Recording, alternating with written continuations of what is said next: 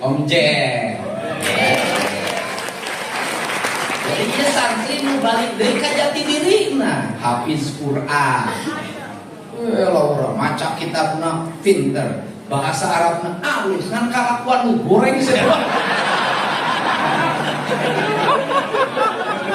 Kunaon gubernur lebih miskin? Aing mah tong pesantren pamajikan gitu boga.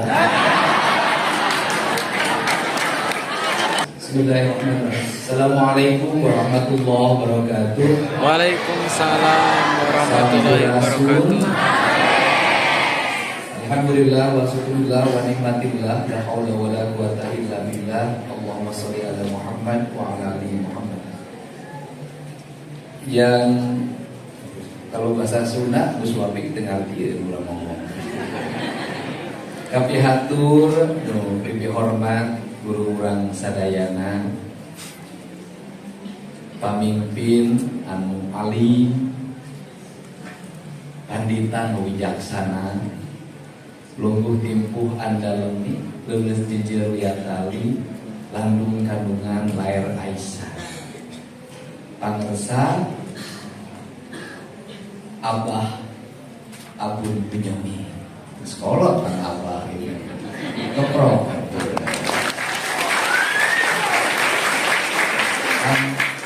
Ari ciri khas NU mah kieu. Pindah cai, pindah tampilan. Mi indung ka waktu, mi bapa ka jama.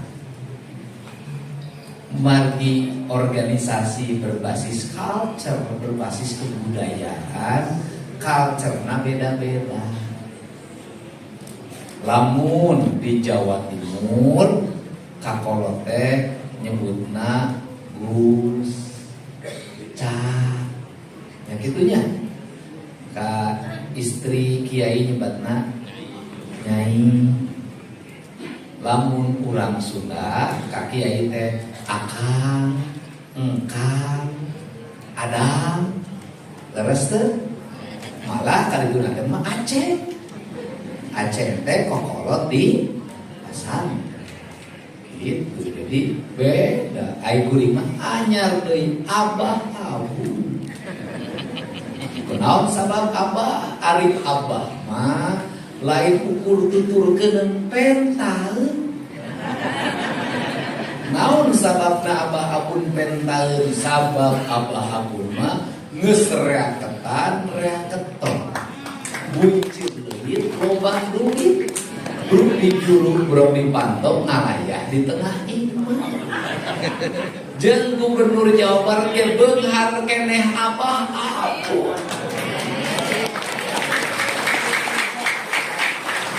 Di jalan veteran kebon kolot pasantren saha eta teh Abah Abun. Mangkat ka Citapen eta usaha pasantren Abah Abun. Mangkat kawanayasa eta kebon saktu legana aya pasantren jang kolot-kolot nusaha eta teh Abah Abun. Mangkat deui ka Sukamulya. Sukamulya maka teh deukeut ka Mulyadi teh. Nusaha eta teh Abah Abun. Ayeuna di Karawang di Cikampek nusaha Abah Abun. Tapi Abah Abun mah sanajan rekeningna genut, pasantrenna di mana-mana, anger we imah mah leutik, sederhana basaja. Kunaon gubernur lebih miskin? Aing mah tong pasantren pamajikan gitu boga.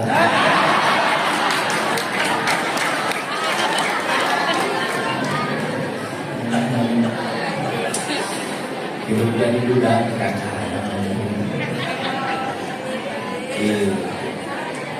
Iya, bener teh ngomong teh.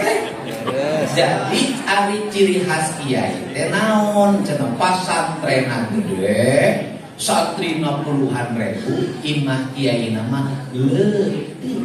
Eta teh Abah Abun. Ari Abah Abun teh kumaha? Abah Abun teh hiji akhlakna salafi. Terus minis menang Muhammadiyah. Rezekina Cina. Lengkap deh. Akhlak masalah bicara ngaminis kuna disebut minis benar Muhammadiyah sabab biasana nuti MU lamun nyieun sekolah SD kurang katurut nyieun SMP kurang katurut nyieun SMA kurang katurut lamun nyieun pasantren katurut Pak Abun malah nyieun SD katurut SD nu dikelola ku tokoh MU bayaran gede bisaan ngalamin tapi ari abah abuna jalmina tawadu naon ari tawadu ari amrut jeung gubernur anggar we tawadu tara mawadu ya keprok ciri khas MU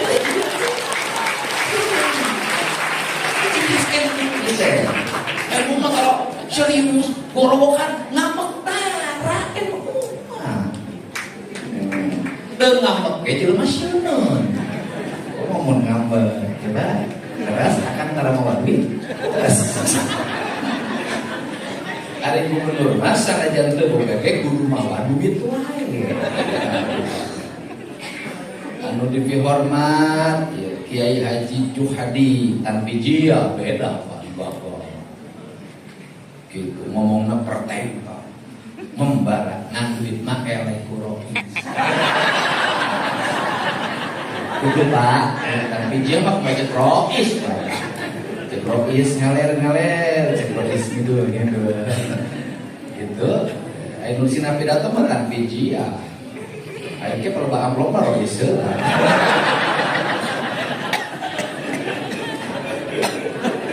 ayo berapa deh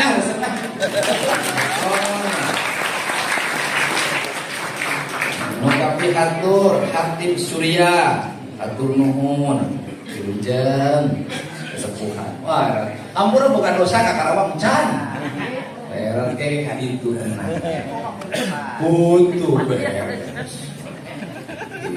tenang ini mau pendukung utama coba ini begitu dipuji keluar gak beda itu ngamplop bersabarahan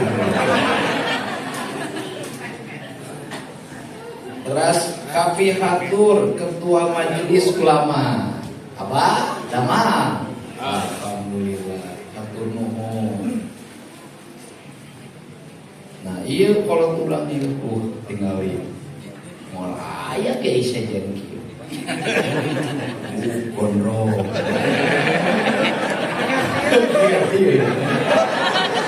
digaling sila iya mancala putri teh legong tapak genteng teh panti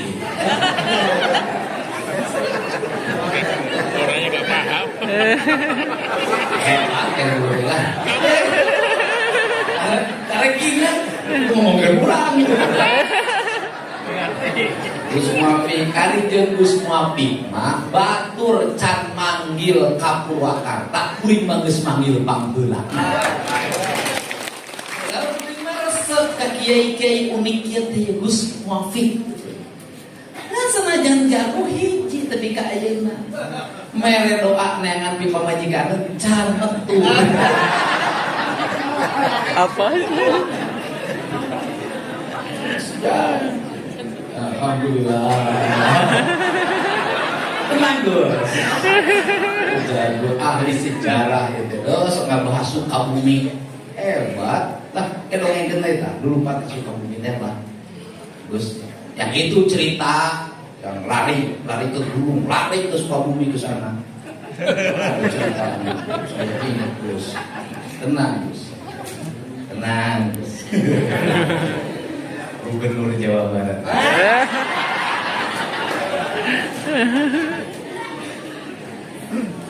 Jadi ke amplop anu di panitia bikin dan dibere panitia kurang. Tapi Gus Muafi tetap kukuring dibekel. Alhamdulillah. Khusus dia mah panrek neangan pipa majikan. Menangkan anak kiai di Jawa. Waduh, kawin teh ka urang Jawa. Urang Sunda mah aya nyeri.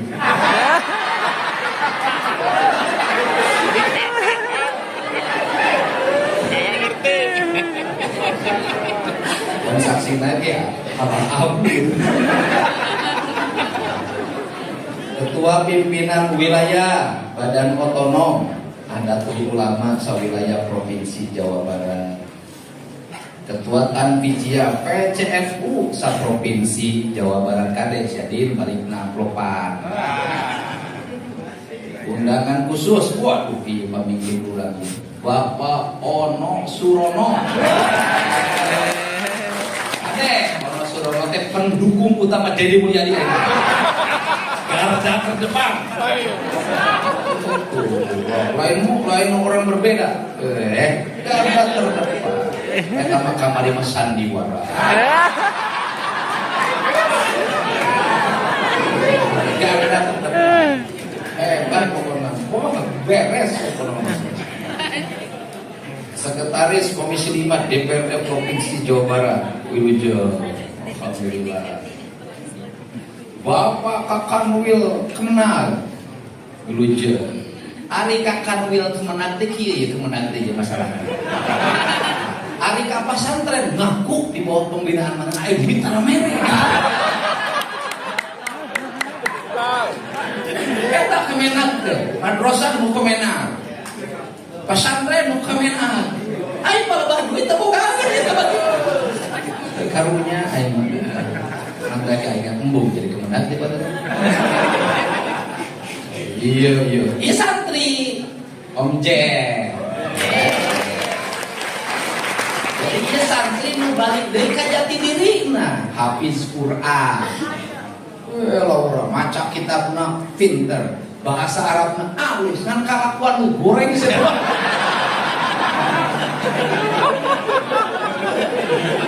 Tapi ayeuna mah insaf, ayeuna mah alhamdulillah. Ane nu insaf aing bangor. Iya barang kuring di baheula ieu. Waduh, kulantaran sok ngajar bahasa Inggris ngomong lagi bahasa Inggris. Kiai Haji John Dean. Alhamdulillah kaprok sadayana. Aya bakal laki bupati aya. Eueuh, geus bae sigana teu akur. Asa bupati teh laki mah tara akur saudara. Kapolres atur nuhun sadayana. Bapak terima kasih Pak Jenderal atur nuhun. Jadi bahasa Indonesia sekarang Gus. Karena ini apa sih saya selalu bicara tradisi, bicara culture. Karena itulah yang menjadi pembeda dari negara kita ini. Apa yang dimiliki oleh bangsa kita ini adalah culture atau budaya.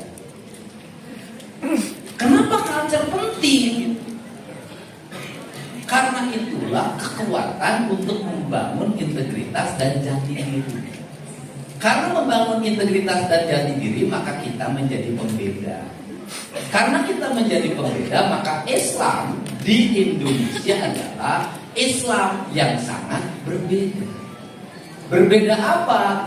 Berbeda metodologi pemahamannya, berbeda sosiologinya, berbeda cara pandang filosofinya, dan berbeda cara pandang antropologinya. Karena ini berbeda, maka Islam Indonesia mencerminkan semangat pluralisme dan rahmatan lil alamin. Sehingga karena menjadi pembeda, dalam pandangan saya, dalam pikiran saya, term berpikir justru yang harus kita pikirkan adalah bagaimana menjadikan Islam yang menjadi culture di Indonesia itu justru menjadi rujukan dalam pembelajaran keislaman di seluruh dunia.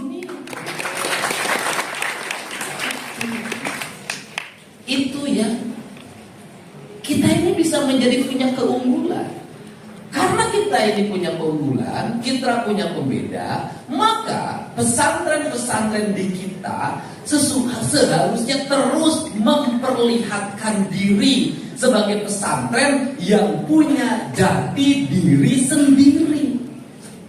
Kalau pesantren kita terbawa arus pada gaya orang lain, terus-terusan kita yang harus belajar ke tempat orang lain.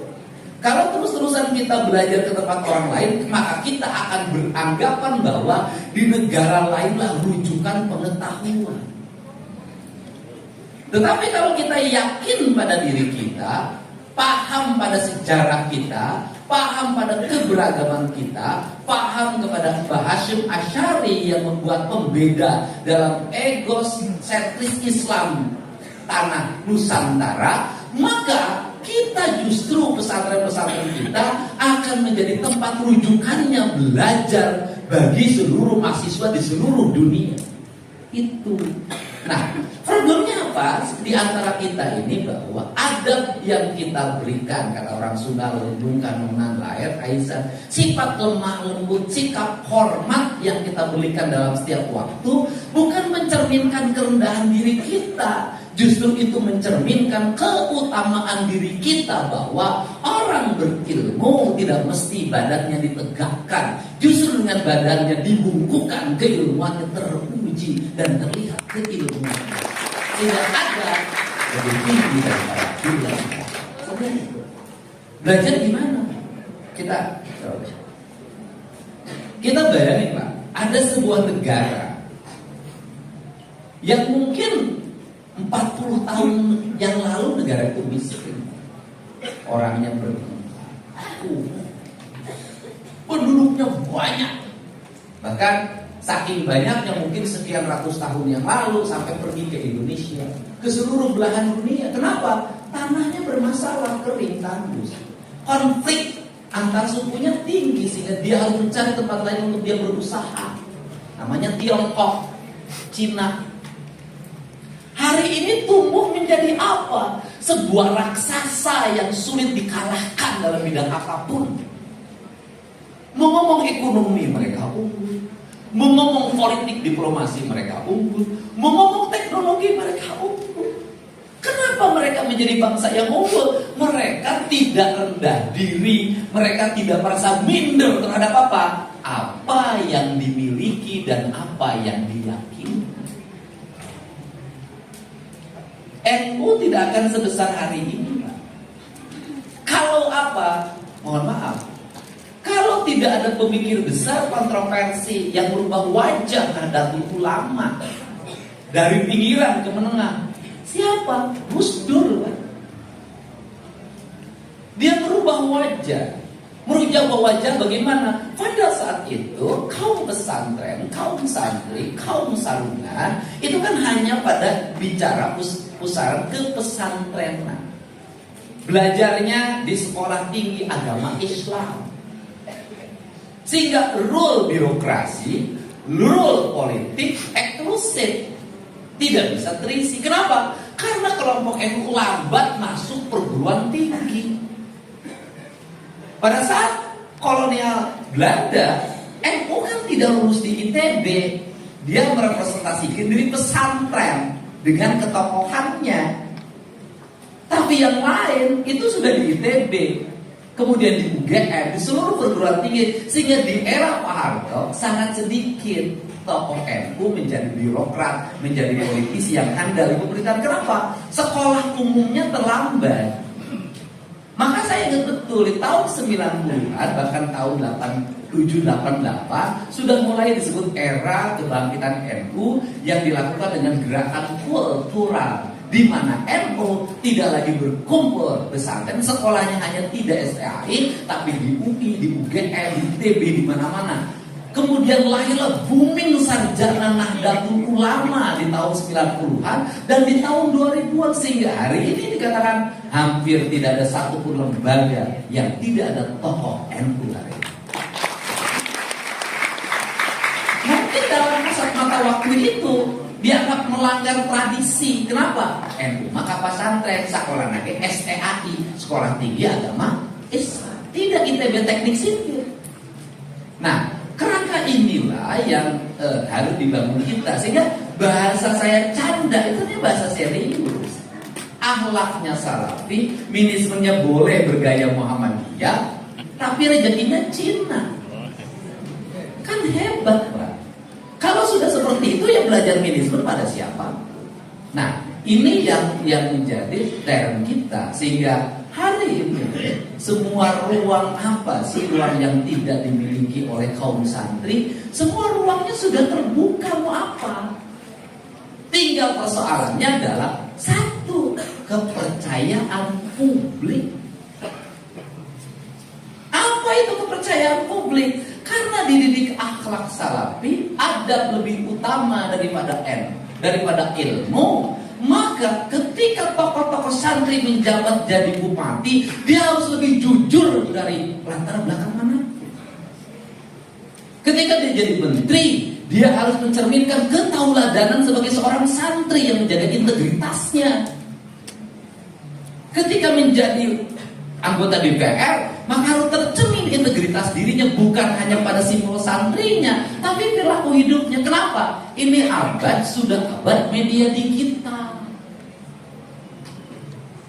Ketika abad media digital, orang hanya akan melihat satu, tidak akan lagi orang melihat latar belakang, agamanya apa, golongan apa. Yang akan dia lihat adalah integritas dirinya. Kenapa? Kita sudah memasuki abad teknologi, dan sebentar lagi orang tidak bicara lagi golongan dan kelompok. Orang akan bicara dia berintegritas atau tidak. Ini yang harus dibangun. Sehingga kalau kita ingin menjaga marwah santri, gampang, jaga saja marwah agama. Ketika ingin menjaga marwah agama apa? Ya sudah, menjadi tauladan dan amanah pada jabatan apapun yang kita peroleh. Kenapa? Karena ini akan membangun harapan. Apa membangun harapannya? Orang akan berkata, sudah, kasihkan pada tokoh santri, pasti maju itu daerah. Kasihkan pada tokoh santri, pasti benar itu mengelola duit. Kasihkan pada tokoh santri, pasti makmur itu rakyat. Kenapa? Dia mengajarkan kejujuran dan keberpihakan pada siapa? Kaum mustada'ifin, yaitu 8 asnaf yang diatur dalam sistem tata kelola zakat. Dan itu menjadi kewajiban siapa? Saya ingat betul, saya jadi bupati terhadap Pak Kiai waktu itu menjadi ketua majelis ulama. Sehingga saya ketika jadi bupati dulu sampai sekarang saya konsisten. Keislaman saya jangan dilihat pada pribadi saya, karena pribadi saya tidak akan punya manfaat bagi orang lain. Tapi keislaman saya nilailah pada kebijakan yang ada pada anggaran yang saya pegang, yang 27 triliun itu, yang 31 triliun. Apakah anggaran itu menyelesaikan kemiskinan? Apakah anggaran itu menyelesaikan kebodohan? Apakah anggaran itu melindungi orang-orang yang sakit, melindungi orang-orang yang dalam keadaan koma dan sekarat? Apakah anggaran itu bisa membuat optimisme bagi masa depan Jawa Barat? Maka keislaman saya di situ. Kenapa? Jangan menjadi politik kamuflase. Politik kamuflase apa?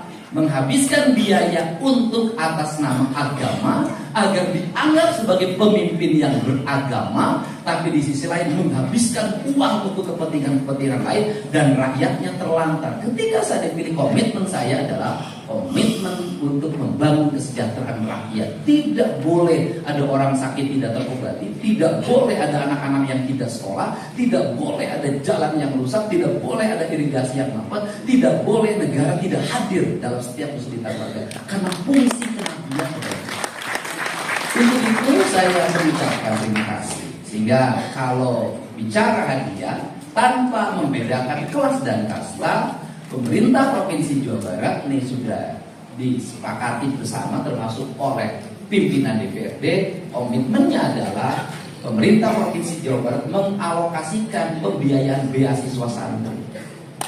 Setiap santri yang orang tuanya tidak mampu mendapat pembiayaan selama pesantren full makan dan minumnya dan kitabnya. Itu caranya kenapa? Untuk membangun rasa keadilan, distribusinya langsung pada orang yang mengikuti pendidikan, karena yang dilindungi oleh agama adalah individu.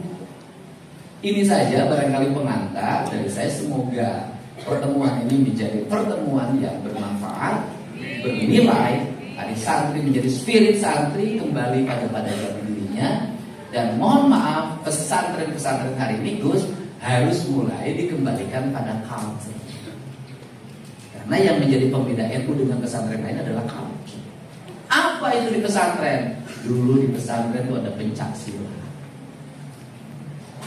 Sekarang sudah hampir gak ada lagi. Dulu di pesantren itu punya tradisi masak. Hari ini ayo masak, ayo kantina. Dulu di pesantren orang nyuci sendiri, hari ini sudah. Artinya bahwa culture kemandiriannya sudah mulai hilang. Yang ada adalah kesenangan personal, yang dia makan tinggal makan, minum tinggal minum, baju tinggal dipakai, sudah ada yang nyetrika. Menurut saya justru pendidikan kemandirian santrinya menjadi tidak ada. Tidak ada pembeda pesantren dengan sekolah yang lain. Ini cara. Karena orang sudah bilang lamun hayang menang gerah kudu kurun ciler genter. Sehingga barangkali kalau di sekolah umum tidak ada tradisi puasa Senin Kemis, maka di pesantren itu menjadi keharusan tirakat. Kenapa? Bedanya santri dengan yang lain adalah kemampuan bertirakat. Kalau di pesantren tidak ada tradisi tirakat, apa bedanya pesantren dengan sekolah umum? Tirakat, kenapa? Kenapa tirakat? Kelebihan dari seorang santri adalah diminta doa oleh yang lain. Yang diminta doanya akan dekat pada Allah yang mengabulkannya kalau dia rajin bertirakat. Itu pembeda. Itu yang menjadi pembeda. Nah, Gus Muafik kelihatan ini orang tukang tirakat. Tapi dari sekian tirakat yang dilakukan oleh Gus Muafik, ada satu yang tidak bisa diwujudkan, yaitu menaklukkan istrinya. Terima kasih. Wallahu muwaffiq ila aqwamit thoriq. Assalamualaikum warahmatullahi